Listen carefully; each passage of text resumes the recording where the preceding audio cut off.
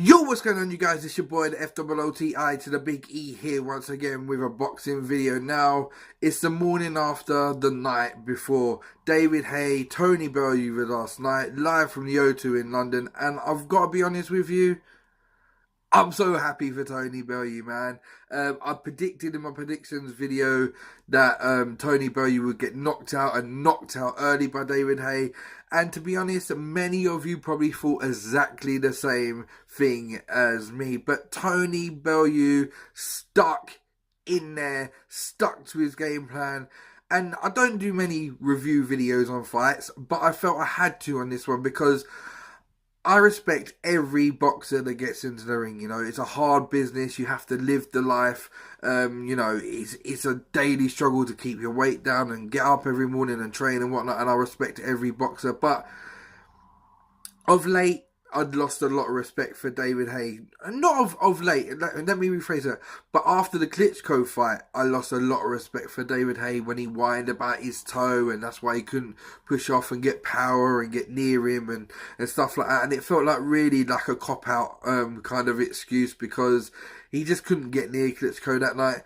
And I lost a lot of respect for David Haye after that. And David Haye actually was in my top 5 favourite boxers at the time, and he literally dropped all the way out of it. But last night, David D. Haye earned my respect back last night. I've got nothing but props for David Haye after this fight. And a lot of people will look at this fight and go, "Hey, it was a fucking shit fight." It wasn't a shit fight. The fight, you know, was a chess game at the beginning.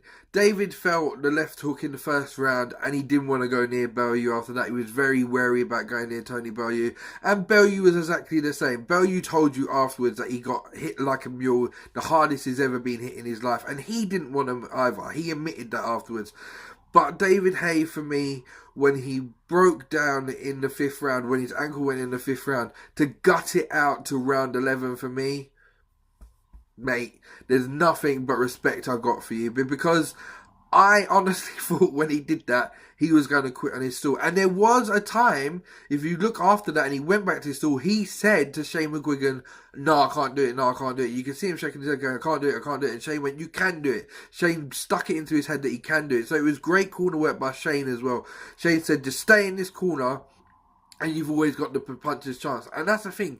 When David Haye's in there, he's live. You know what I mean? He punches so hard that he could knock you out at any time. But the problem was with the right hand, because it was on the right ankle, he couldn't generate the power with his massive right hand. But he's always got that puncher's chance. At the end of the day, Tony Bellew unloaded in the next round, and he blew himself a gasket. He was blowing out of his butthole.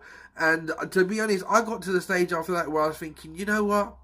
Tony can't do this. Tony hasn't got the power to stop David. Tony just hasn't got it in him. And he started getting sloppy because he was tired and the punches were coming, and I was thinking to myself, David's going to hit him with something here.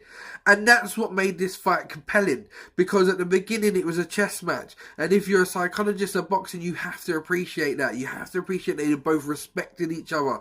And it was like a, you know, who's going to make the first move sort of thing. So it was really compelling. And in the second half of the fight, it was even more compelling because you knew David was absolutely damaged. And he couldn't do nothing. He couldn't chase Tony around the ring. He had to stay in that corner. But you knew that Tony was gassed as well. You knew that he was carrying the extra weight that he wasn't used to carrying. He had bombed himself out in round 6 trying to get David out of there when he knew that David couldn't fight back. So you always knew that that one punch could come and could end the fight. So this made it to be really, really compelling. A lot of people were booing during the fight, right, when it was going on. But I don't see it that way. I thought it was a great fight. I really enjoyed it.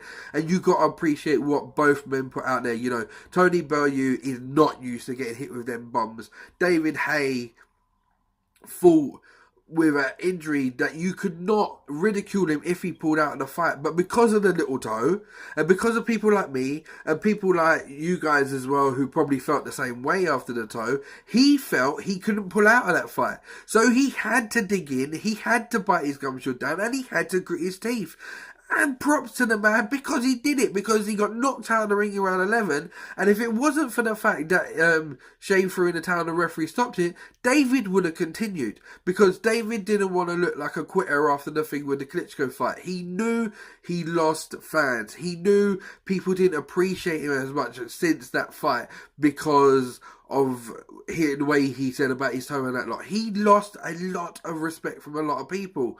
But respect was earned last night. And this is why I'm doing this video, because I don't normally do review videos. But the massive respect earned by David Haye. If he retires now and goes out on that, you've got to respect him. The guy had done amazing things in the cruiserweight division, heavyweight division, flew out to Germany, beat Bellew, who was like a 7'9" monster, you know. So he's done things that you had to appreciate in boxing, but he lost the people's respect with the thing with Klitschko. But now he's got that respect back. So if David Haye doesn't get his rematch with Bellew, because David Haye is right, Tony Bellew now holds the key to his future.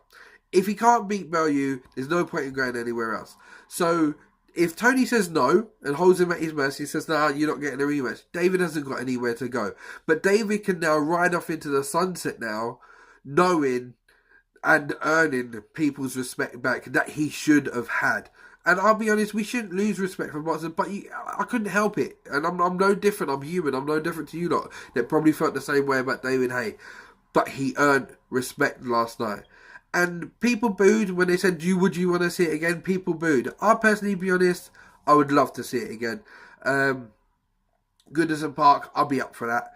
I'd love to see it again. It was a compelling fight while it lasted. I don't think Bellew should be calling out people like Wilder and that lot. But, you know, yeah, Tony seems to be the miracle man that can pull it out.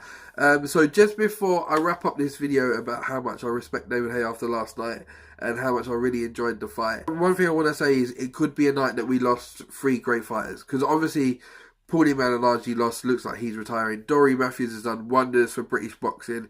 He's now retired. And David Haye could ride off into the sunset as well if he has nowhere else to go.